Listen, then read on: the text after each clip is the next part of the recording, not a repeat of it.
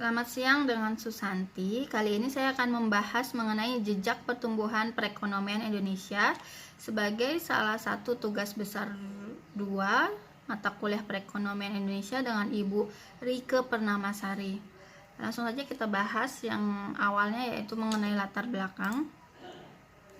Pertumbuhan ekonomi bisa dibilang sebagai indikator berhasil atau tidaknya suatu pemerintah dalam menjalankan, mengelola, dan membangun negara. Meskipun ada banyak faktor, baik di dalam negeri maupun di tataran global yang menjadi faktor penentu.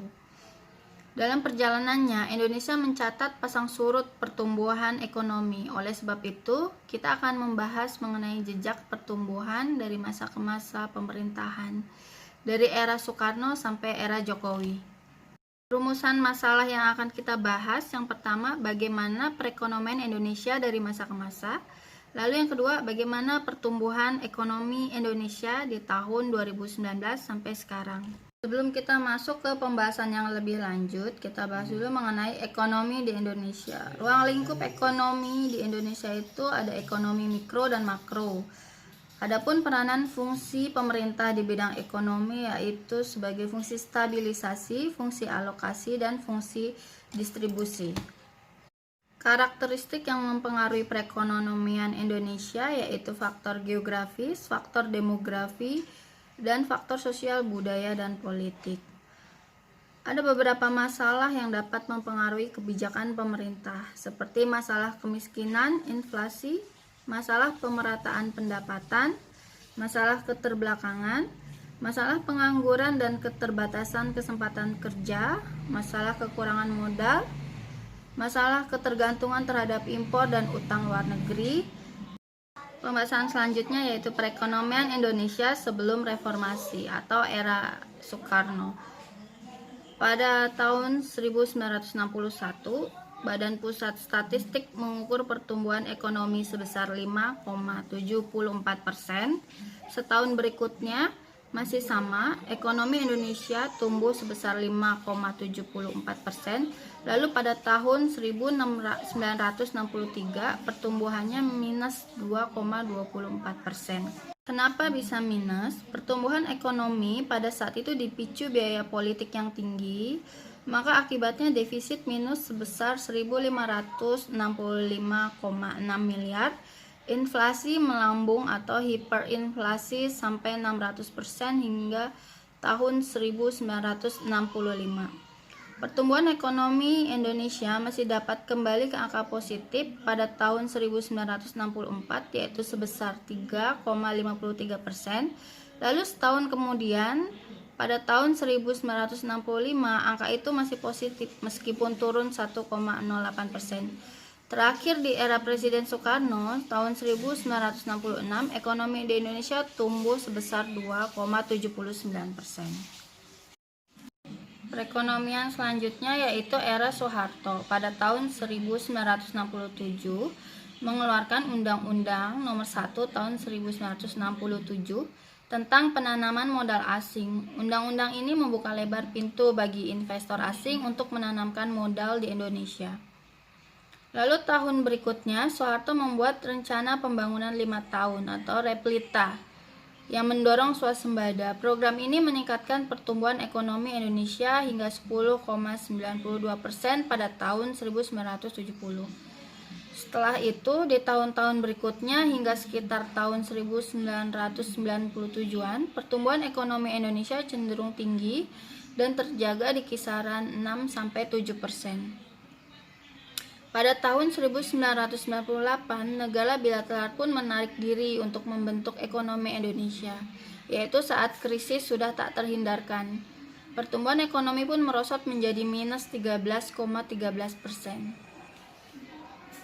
Pada tahun 1998 itu, Indonesia menandatangani kesepakatan dengan Badan Moneter Internasional, disebut juga dengan IMF. Pinjaman utang dari lembaga ini mensyaratkan sejumlah perubahan kebijakan ekonomi di segala lini.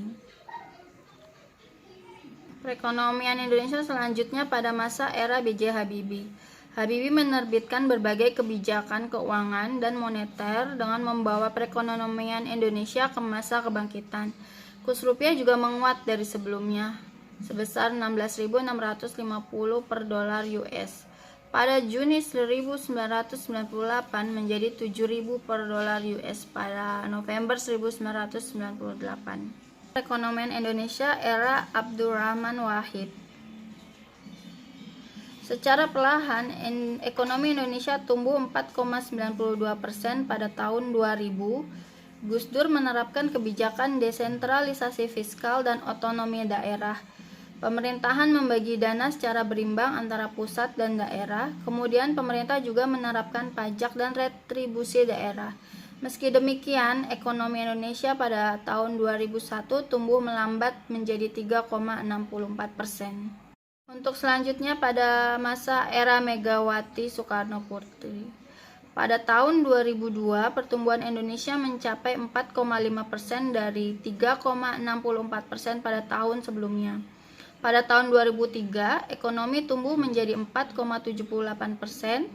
Di akhir pemerintahan Megawati, yaitu tahun 2004, ekonomi Indonesia tumbuh 5,3%. Tingkat kemiskinan pun terus turun dari 18,4% pada tahun 2001, 18,2% pada tahun 2002, 17,4% pada tahun 2003, 16,7% pada tahun 2004. Selanjutnya perekonomian Indonesia di era SBY. Pertumbuhan Indonesia cukup menggembirakan di awal pemerintahannya, yakni sampai 5,69% pada tahun 2005.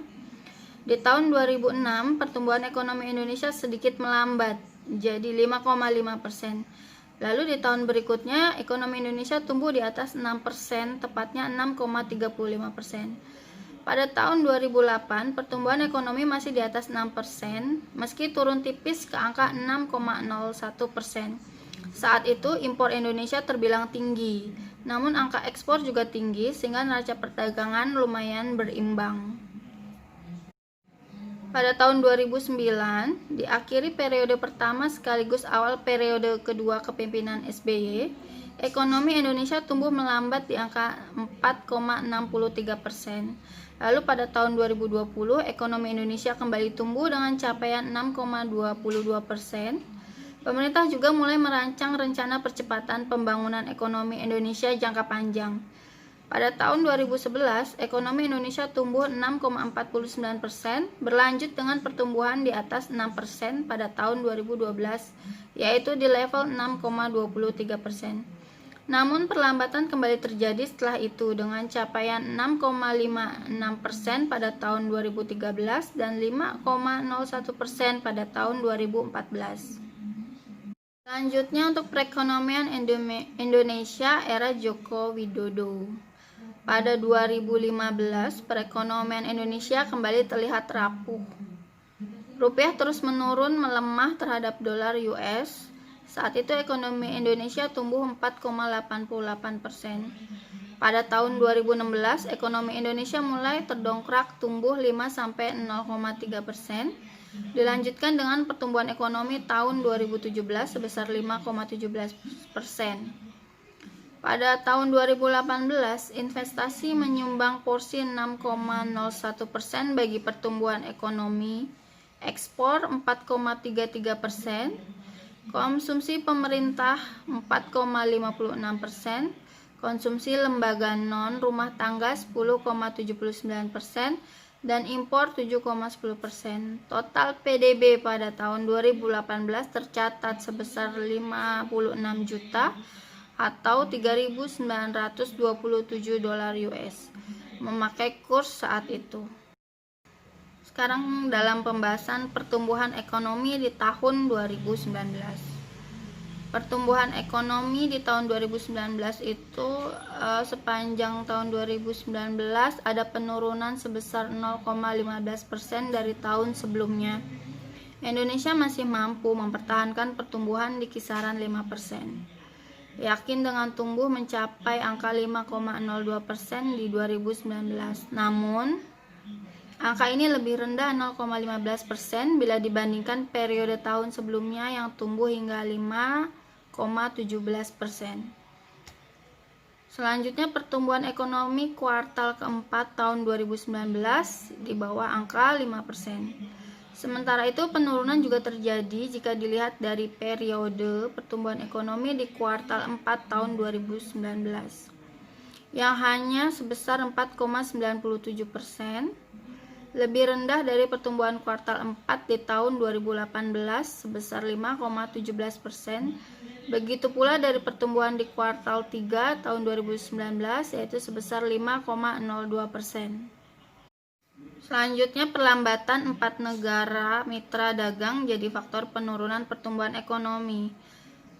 BPS mencatat penurunan pertumbuhan ekonomi Indonesia tak terlepas dari 4 negara mitra dagang utama yang perekonomiannya melambat di sepanjang 2019, yaitu Singapura, Cina, Korea Selatan, dan Amerika Serikat. Selanjutnya, kondisi ekonomi di Indonesia justru semakin jatuh pada kuartal ketiga tahun 2020. Tepatnya mulai bulan September, semakin melemahnya perekonomian di Indonesia dengan ditandai terjadinya deflasi yang dialami oleh Indonesia. Deflasi ini terjadi karena adanya penurunan daya beli atau konsumsi masyarakat dan dilanjutkan dengan penurunan harga barang kebutuhan pokok. Hal tersebut membawa Indonesia masuk menjadi salah satu negara yang telah mengalami resesi ekonomi akibat dari adanya pandemi COVID-19. Pada kuartal 3 tahun 2020 ini, tepatnya pada bulan November, pergerakan pemerintah dalam memperbaiki keadaan ekonomi Indonesia. Untuk kesimpulan selanjutnya yaitu mengenai perbaikan perekonomian di Indonesia ditandai dengan pertumbuhan ekonomi yang meningkat menjadi minus 3,49% dari yang sebelumnya yaitu sebesar minus 5,32%. Hal ini menjadi tanda awal yang baik bagi perekonomian Indonesia. Tidak hanya itu saja, namun Indonesia juga menunjukkan pemulihan ekonomi dari aktivitas-aktivitas ekonomi yang memasuki zona positif pada bulan November ini. Dengan adanya data-data yang menunjukkan perbaikan pertumbuhan ekonomi yang semakin positif, tentunya dapat membuat Indonesia sedikit lebih tenang dari kekhawatiran depresi ekonomi. Namun, pertumbuhan ekonomi ke arah yang lebih positif ini tentunya harus tetap dijaga stabilitasnya agar perekonomian Indonesia tidak mengalami penurunan kembali. Karena kita semua tidak ada yang mengetahui kapan pandemi COVID-19 ini akan berakhir. Demikian pembahasan dari saya. Terima kasih dan sampai jumpa lagi.